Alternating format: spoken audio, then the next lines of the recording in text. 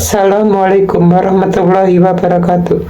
Perkenalkan, nama saya Yusran Hamid Al-Ghifari, NPM 2210109140. Di sini saya akan membuat tugas video UAS tentang mereview buku manajemen pelayanan publik pada mata kuliah manajemen pelayanan publik. Judul buku: Manajemen Pelayanan Publik. Penulis: Dr. Hayat SAP MSI. Penerbit: Jakarta, PT Raja Grafindo Persada. Baik, selanjutnya yaitu bab pertama tentang pendahuluan. Penulis menjelaskan tentang pengertian dasar pelayanan publik dalam menyelenggarakan pemerintahan. Selain itu, pelayanan publik juga merupakan indikator penting dalam penilaian kinerja pemerintah, baik di tingkat pusat maupun di daerah. Terdapat korelasi dan kohesi yang saling berkaitan antara penyelenggaraan pemerintahan dan dengan pelayanan yang diberikan. Setiap lembaga publik pasti akan bersentuhan dengan yang namanya aspek pelayanan publik yang berhubungan langsung dengan masyarakat. Sebagai bagian utama dalam penyelenggaraan pemerintahan, selain pihak swasta, pemerintah sendiri sebagai penyedia pelayanan mengatur proses dan tata cara pemberian pelayanan yang baik sesuai dengan standar yang sudah ditentukan. Dalam hal ini adalah maklumat pelayanan dan standar operasional prosedur atau SOP. Dalam bab ini, pengertian pelayanan publik juga dinyatakan berlandaskan Undang-Undang Nomor 25 Tahun 2009 tentang pelayanan publik dalam pasal 1 ayat 1 bahwa pelayanan publik adalah kegiatan dalam rangka pemenuhan kebutuhan pelayanan sesuai dengan peraturan perundang-undangan bagi setiap warga negara dan penduduk atas barang, jasa, dan atau pelayanan administratif yang disediakan oleh penyelenggara pelayanan publik.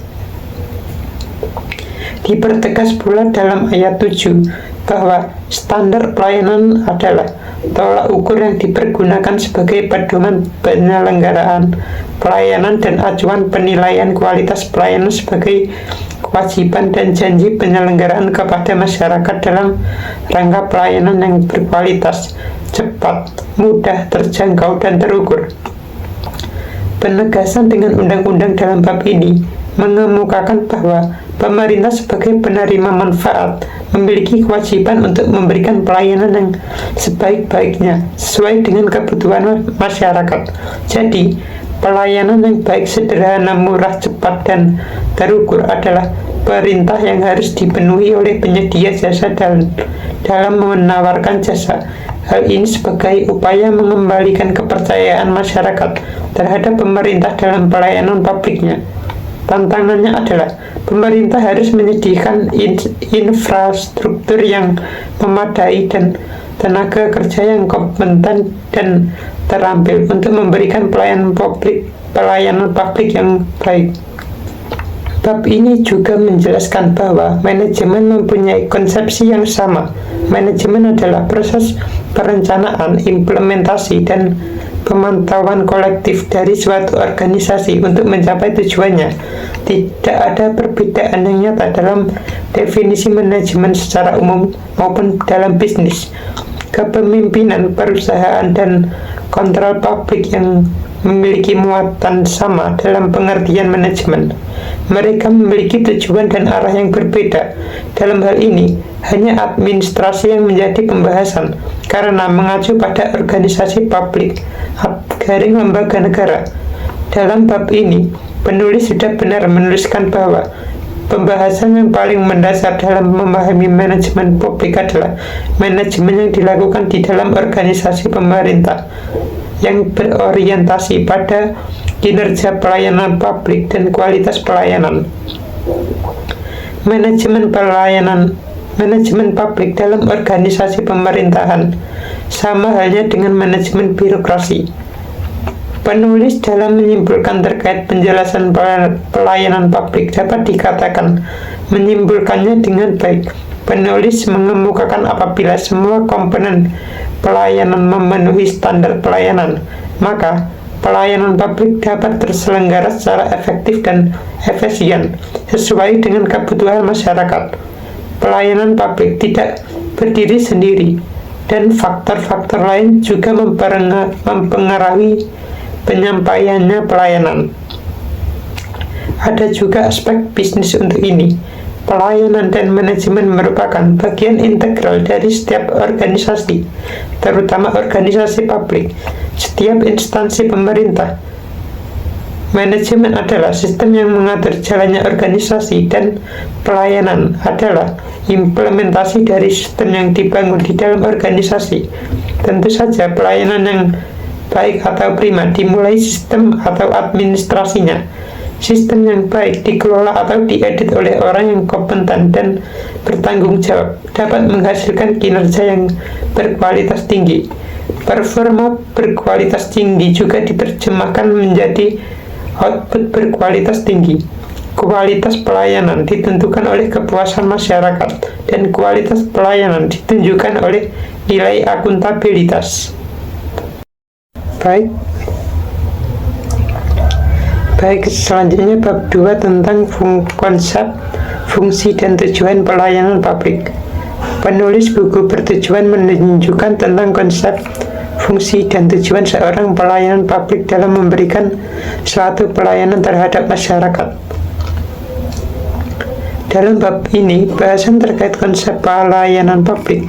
Penulis mengemukakan pelayanan seharusnya tidak hanya ditafsirkan berdasarkan konteks, tetapi juga diimplementasikan dari perspektif konten. Siapa dan bagaimana pelayanan diberikan harus dilakukan dengan penuh tanggung jawab dan profesionalisme, sehingga keberadaan penyedia layanan dengan cara metode yang berbeda serta keberadaan penerima layanan dengan kondisi komersial yang berbeda dapat diintegrasikan ke dalam kerangka penyelenggaraan pelayanan publik yang baik. Sesuai dengan kebutuhannya, PNS merupakan indikator penting dalam penyelenggaraan pemerintahan dan dasar untuk mewujudkan pemerintahan yang baik. Optimalisasi pelayanan publik adalah keniscayaan bagi pemerintahan dan menjadi cita-cita masyarakat. Tercapainya reformasi birokrasi dan good governance salah satunya adalah dipengaruhi oleh kualitas pelayanan publik yang diberikan secara optimal. Ada beberapa faktor dalam mengoptimalkan pelayanan publik, yaitu kepemimpinan atau leadership, budaya organisasi atau organisasional kultur, kelembagaan, tata kerja atau standar operating prosedural, standar pelayanan, pengolahan pengaduan masyarakat, pengendalian dan evaluasi sarana prasarana, penggunaan teknologi informasi, dan pengolahan sumber daya manusia. Dalam menerangkan terkait fungsi pelayanan publik, penulis mengemukakan instansi pemerintah yang memberikan pelayanan publik yang berkualitas dipengaruhi oleh konsep dasar yang dikembangkan dalam reformasi birokrasi menuju sistem dan sistem manajemen yang profesional. Profesionalisme kinerja dengan mengeluarkan potensi penuh dari orang-orang berbakat dan kompetitif berdampak positif pada kualitas kinerja. Kualitas kinerja bersama dengan kemampuan dan soft skill yang dimiliki setiap perangkat berdampak luas pada kualitas layanan yang diberikan. Namun dalam bab ini, penulis melakukan pengulangan terkait bahasan Undang-Undang Nomor 25 Tahun 2009 tentang pelayanan publik, yang mana sudah dijelaskan pada bab sebelumnya. Fungsi pelayanan publik sendiri untuk memaksimalkan potensi sumber daya manusia yang kompeten dan berdaya saing mempunyai implikasi yang positif terhadap kualitas kinerja.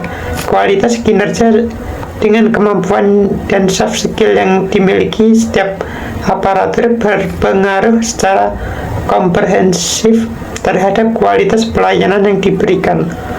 Tujuan dari pelayanan publik sendiri menurut Undang-Undang Nomor 25 Tahun 2009 Pasal 3 menyebutkan bahwa 1. Terwujudnya batasan dan hubungan yang jelas tentang hak, tanggung jawab, kewajiban, dan kewenangan seluruh pihak yang terkait dengan penyelenggaraan pelayanan publik.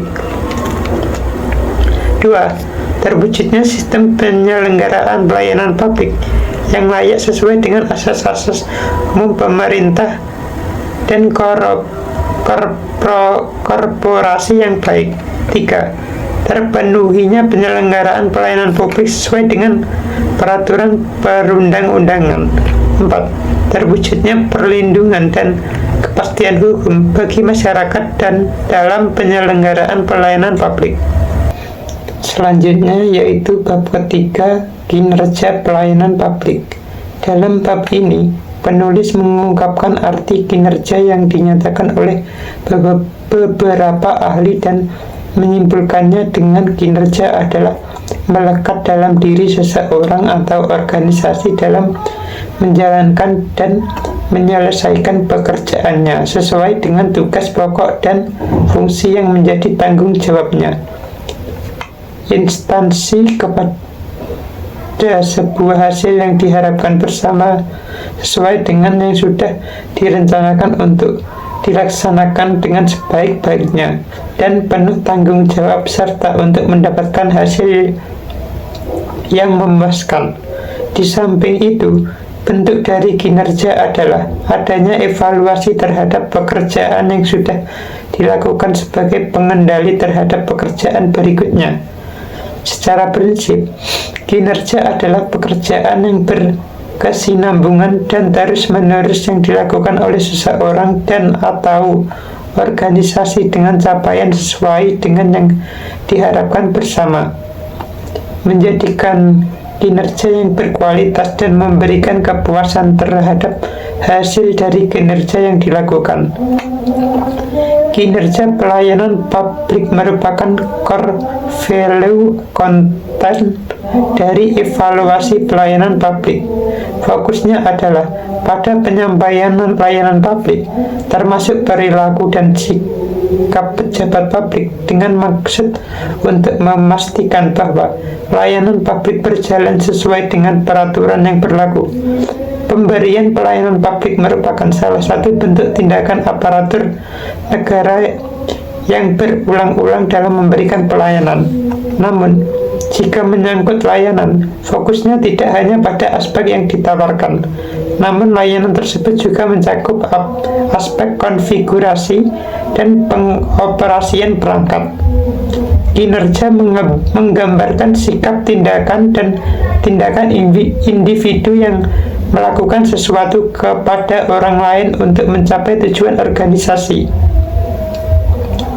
Penyelenggara pelayanan publik merupakan salah satu bentuk tindakan instrumental dalam penyampaian pelayanan kepada masyarakat. Pada bab ini, penulis kembali menerangkan lagi terkait isi Undang-Undang Nomor 25 Tahun 2009 tentang pelayanan publik. Sifat dan bentuk kinerja pelayanan publik yakni membantu masyarakat dalam menerima hak dan kewajiban mereka untuk menerima pelayanan publik dengan baik dan memuaskan. Untuk memastikan pelayanan publik yang baik dan prima, dapat dilihat dari asesmen atau penilaian kinerja yang dimiliki oleh masing-masing aparatur. Penilaian aparatur menjadi monitoring pemimpin dalam memberikan bimbingan, pengarahan, motivasi, support, maupun sanksi kepada aparatur negara. Reward akan diberikan kepada aparatur yang mempunyai prestasi, sedangkan punishment akan diberikan kepada aparatur yang melanggar ketentuan. Hal ini dapat dilihat dari penilaian yang diberikan kepada aparatur pelayanan setiap 1 tahun sekali. Dalam menjelaskan kualitas kinerja pelayanan publik, penulis baik dalam menguraikan hal-hal yang dapat menjelaskan tingkat kinerja pelayanan publik. Jika kualitas pelayanan publiknya baik, maka dapat dipastikan bahwa kinerja pelayanan yang dilakukan oleh aparatur pelayanan juga maksimal. Kualitas kinerja ditentukan sejauh mana ia memberikan pelayanan kepada masyarakat. Kualitas kinerja bergerak seiring dengan kompetensi yang dimiliki oleh penyelenggara pelayanan yang disertai dengan perilaku dan sikap yang menunjang tinggi nilai moralitas dan etika pelayanan, serta mempunyai tanggung jawab dan profesionalitas yang tinggi dalam menjalankan tugas dan tanggung jawabnya. Kualitas suatu kinerja pelayanan publik menjadi indikator dalam keberhasilan pelayanan publik yang diberikan. Indikator tersebut menjadi bagian dari suatu kontrol terhadap kinerja yang dilakukan oleh aparatur. Indikator ini lebih menjurus pada aspek yang menjadi faktor penilaian sementara. Indikator kinerja melakukan proses perencanaan, pelaksanaan, dan pengawasan dalam rangka meningkatkan kinerja dari pegawai. Ketujuh indikator tersebut masing-masing memberikan implikasi yang positif bagi aparatur sebagai upaya membangun komitmen, konsistensi, dan kebersamaan dalam mencapai tujuan yang diharapkan. Dalam bab ini, penulis juga menguraikan bagaimana pentingnya diadakan penilaian kinerja. Penilaian kinerja itu tidak hanya berfokus pada aspek yang dinilai, tetapi ada faktor yang ingin diketahui dari pekerjaan dan tanggung jawab yang telah dilakukan. Kemudian dilakukan pembinaan dan pengembangan pegawai untuk meningkatkan kualitas kinerja sebagai upaya mencapai tujuan yang lebih baik. Penilaian kinerja juga merupakan bagian dari evaluasi berkelanjutan dari setiap pegawai sebagai kontrol terhadap pekerjaan yang dilakukan. Ada 3 komponen penting dalam penilaian kinerja, antara lain perencanaan kinerja, pelaksanaan kinerja, dan evaluasi kinerja.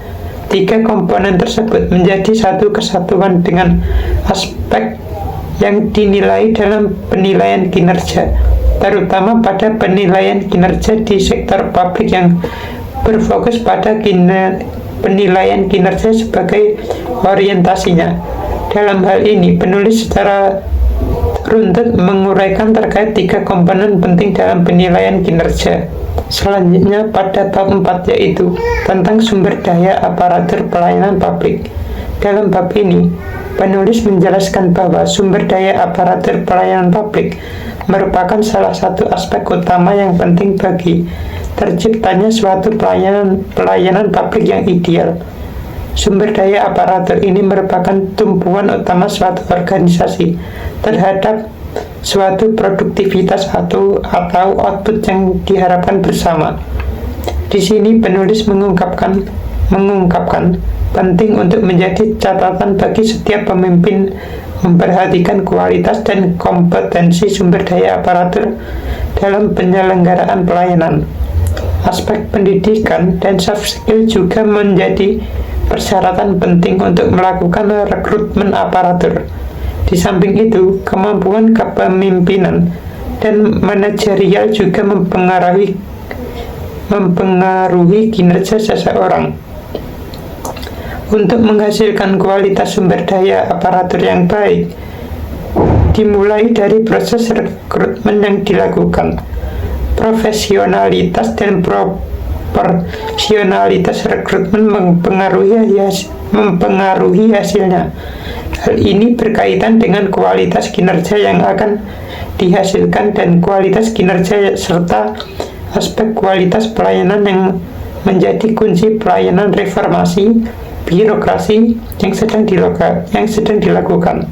Rekrutmen dan promosi sumber daya aparatur juga memiliki peran yang sangat strategis dalam pelayanan publik. Selain itu, dalam perekrutan seseorang, aparatur juga harus ada kompetensi tolak ukur apakah layak menjadi seorang aparatur yang mampu melayani masyarakat sepenuh hati. Selain itu, harus profesional juga dalam menjalankan tugas yang ditetapkan. Karena jika proses rekrutmen dan promosi aparatur dilakukan secara asal-asalan dan sembarangan, dapat dipastikan sumber daya aparatur yang akan menempati posisi strategis dalam pelayanan publik, menjadi bumerang bagi pemerintah terhadap penyelenggaraan pelayanan. Hal ini juga dapat mempengaruhi lingkungan kerja di mana aparatur itu bertugas. Demikian pula dengan sistem pendidikan dan peningkatan kualitas sumber daya aparatur juga mengalami hambatan. Penulis juga menguraikan bahwa hal yang paling mendasar untuk memenuhi kualitas pelayanan publik adalah dengan memberikan penekanan terhadap kualitas sumber daya manusia aparatur melalui kualitas kinerja pelayanan publik. Kualitas kinerja menjadi indikator utama dalam pemberian pelayanan. Kualitas kinerja mengandung unsur siapa melakukan apa dengan cara bagaimana, siapa yang melakukan mengarah kepada sumber daya manusianya dengan kemampuan yang dimilikinya untuk dapatnya bekerja pada bidang pekerjaannya. Dari hasil pekerjaannya itulah kinerja mengikutinya. Kualitas kinerja ditentukan sebagai produktif aparatur pelayanan dalam menjalankan tugas dan fungsinya sebagai pelayanan masyarakat. Selanjutnya yaitu bab 5 tentang reformasi birokrasi pelayanan publik. Dalam bab ini, penulis menjelaskan perubahan atau perbaikan yang dilakukan agar pelayanan masyarakat semakin meningkat dan semakin baik, agar masyarakat bisa mendapatkan pelayanan yang memuaskan. Selain pelayanan terhadap masyarakat ini juga digunakan sebagai tolak ukur di bidang pemerintahan, juga baik di bidang politik, sosial, agama, dan lain. Sehingga dalam konsep reformasi birokrasi merupakan suatu upaya untuk memperbaiki agar kepercayaan masyarakat semakin meningkat dalam sektor pelayanan publik yang diberikan.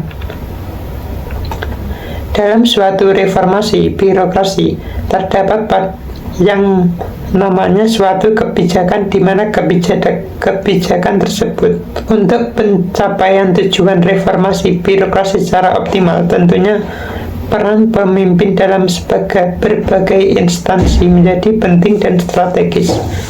Kepemimpinan dalam birokrasi menjadi tolak ukur keberhasilan dari reformasi birokrasi.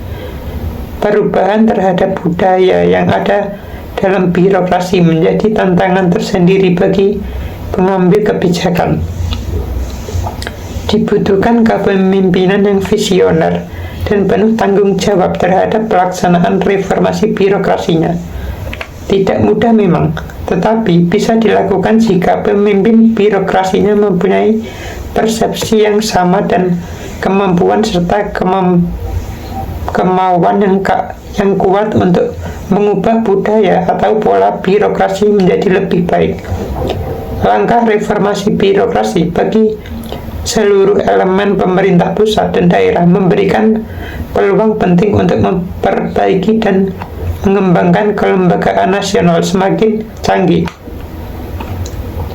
Peningkatan kualitas perangkat tidak hanya aspek vertikal dalam pengembangan sumber daya perangkat, tetapi juga aspek horizontal.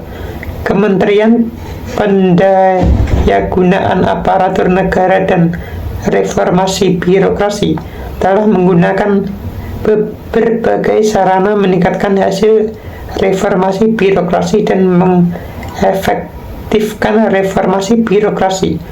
Berbagai sistem dan kebijakan telah dikembangkan secara terintegrasi dan dapat dengan mudah diimplementasikan.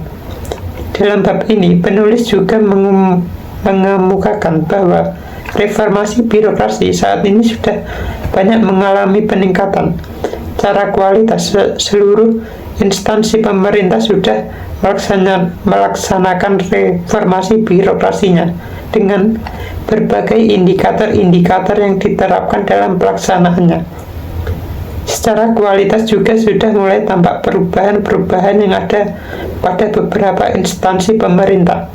Misalnya, sumber daya aparatur sudah berfokus pada aspek kompetensi dan kualitas dalam penyelenggaraan pemerintahan. terutama dalam rekrutmen sumber daya aparatur dilakukan secara profesional dan akuntabilitas, sehingga memberikan implikasi yang baik terhadap peningkatan kualitas aparatur di dalamnya. Selanjutnya yaitu bab 6 tentang good governance. Dalam bab ini membahas bagaimana menciptakan good governance yang baik agar mampu memberikan pelayanan yang maksimal bagi masyarakat, sehingga tingkat kepercayaan masyarakat kepada aparatur pemerintah atau pelayanan publik meningkat. Selain itu, berbagai macam kebijakan juga masih berlaku dalam menciptakan good governance. Dalam bab ini, penulis menguraikan dalam pemenuhan good governance yang baik, maka pengembangan sumber daya aparatur sebagai pemeran strategis dalam penyelenggaraan pelayanan harus menjadi perhatian utama, baik dari aspek pendidikan, pelatihan, maupun dari peningkatan kualitasnya. Sumber daya manusia harus mempunyai kompetensi yang tinggi sesuai dengan bidang pekerjaannya, sehingga tujuan good governance tercapai secara baik. Begitu juga sarana prasarana penunjang harus mendukung tercapainya tatanan pemerintahan yang baik. Sarana dan prasarana sebagai penunjang terhadap tercapainya good governance yang menjadi instrumen bagi sumber daya aparatur untuk menjalankan tugas dan tanggung jawab aparatur pelayanan publik. Melalui sarana dan prasarana, aparatur dapat bekerja secara maksimal dan profesional karena keterkaitan keduanya saling membutuhkan. Apalagi saat ini, teknologi informasi semakin cepat dan berkembang, sehingga penyediaannya tidak bisa dihindari dan menjadi kebutuhan bagi aparatur dalam menyediakan pelayanan kepada masyarakat. Saling keterkaitan semua struktur pemerintahan memberikan ruang terbuka tercapainya good governance.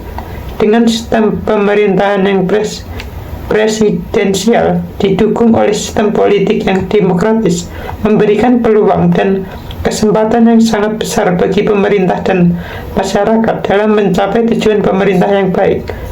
Good governance bukan hanya menjadi tujuan pemerintah, partisipasi masyarakat juga mempunyai peran strategis dalam pencapaiannya itu. Selanjutnya yaitu kelebihan dan kekurangan buku. Yang pertama yaitu kelebihan. Pertama, 1. Pembahasan dalam buku manajemen pelayanan publik ini sangat runtut, sehingga hal ini memudahkan pembaca dalam memahami buku tersebut. 2. Judul buku juga bagus dan menarik, sehingga dengan melihat judul buku, pembaca sudah tahu apa saja yang akan dibahas di dalamnya. Ketiga, tata bahasa yang digunakan juga cukup mudah dipahami, sedikit terdapat kata-kata sulit. Keempat, tampilan buku dari segi cover dan isinya cukup menarik. Kelima, penjelasan konsep-konsep pelayanan publik diberi undang-undang sehingga pembaca lebih mengetahui dasar pelayanan publik khususnya di Indonesia. Yang kedua, kekurangan buku. Pertama, kurangnya studi kasus atau contoh pelayanan publik sehingga membaca hanya mengetahui teori-teori dan dasar hukumnya atau undang-undang saja. Hal ini juga menyulitkan pemahaman pembaca dalam segi prakteknya.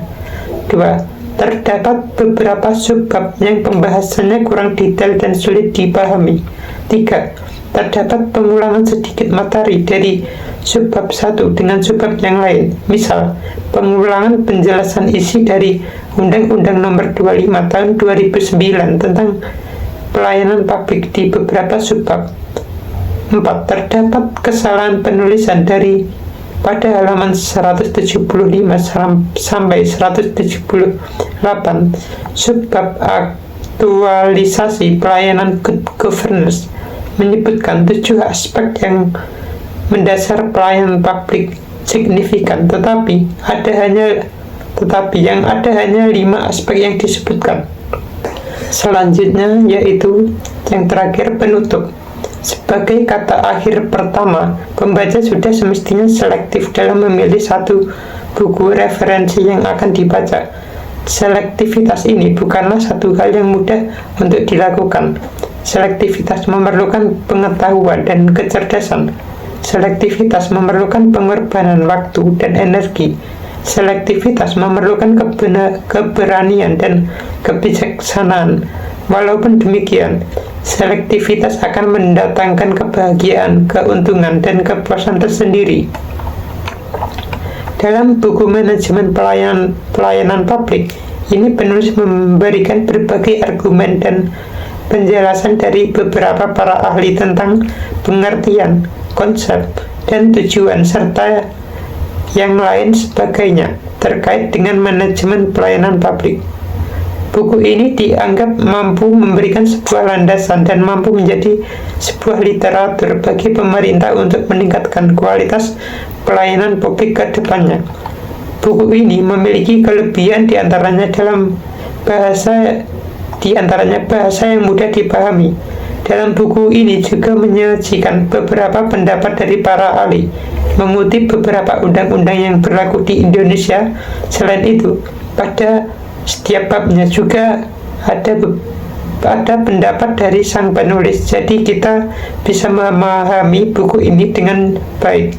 Hanya saja banyak pengulangan kata atau bahkan definisi dari para ahli ada beberapa yang serupa.